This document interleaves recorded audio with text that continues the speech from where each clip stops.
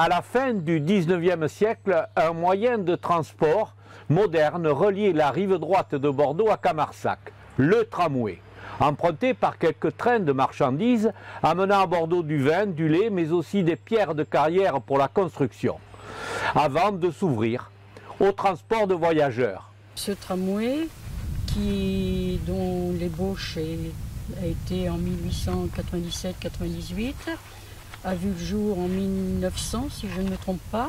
D'ailleurs, il y a eu un repas populaire qui a été offert à tout le monde. Je ne sais pas combien il y avait de personnes pour ce repas populaire.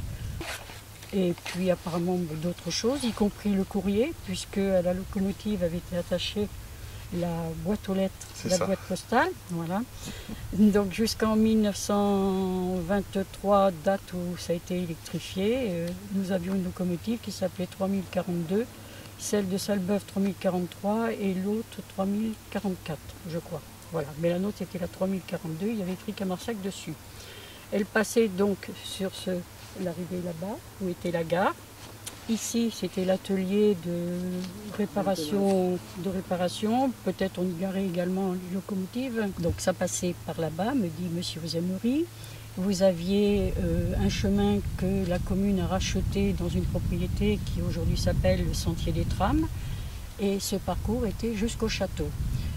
Jamais il n'a descendu la départementale 936.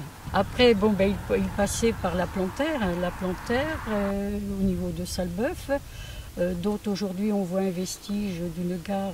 Il n'y avait que deux gares, ici et Bordeaux-Benauge. Après, d'autres gares se sont implantées, celle de la Plantaire, donc sur votre gauche, dans le virage, quand vous arrivez à Salbeuf. Tresmélac, oui, pour aller jusqu'à Montrepos, la côte de Montrepos. Ce moyen de transport abandonné au profit de la voiture a laissé des traces dans les mémoires des voyageurs. Écoutez, moi à l'époque j'avais 14 ou 15 ans, 13 ou 14 ans, quand je prenais le tram, nous étions pensionnaires.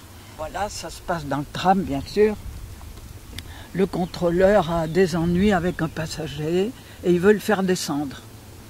Alors il dit au passager, descendez, le passager ne veut pas descendre, et il répond, je descendrai qu'à la force des baïonnettes. Qui a dit ça? Monsieur Mirabeau. Eh bien que Monsieur Mirabeau descende. Voilà, Germaine, comme beaucoup d'enfants, voulait braver l'impressionnante machine et la mettre à terre. Mais quelque chose dont je me rappelle bien, je devais avoir 11 ou 12 ans.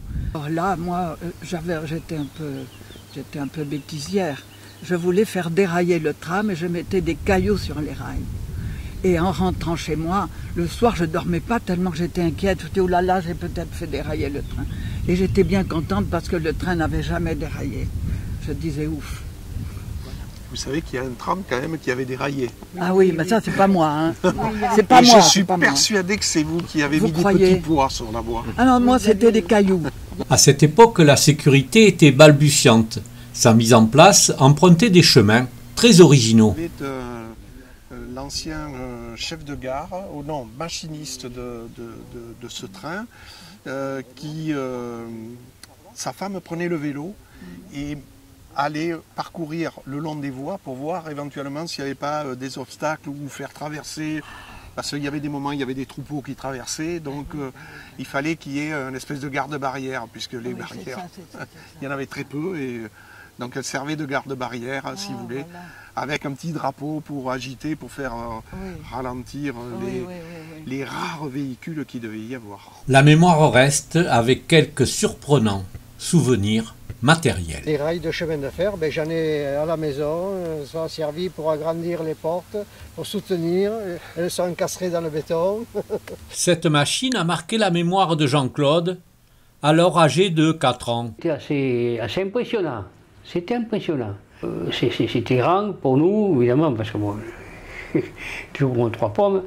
Et avant de partir, comme c'était des freins à air comprimé, il y avait le compresseur qui mettait en route, et ça, je me demandais ce que c'était. Puis pourquoi on ne démarre pas? Le moteur il tourne, pourquoi on ne démarre pas? C'est un souvenir qui m'avait frappé, ça. Puis bon, les wagons étaient un peu... C'est pas l'espace d'autobus maintenant.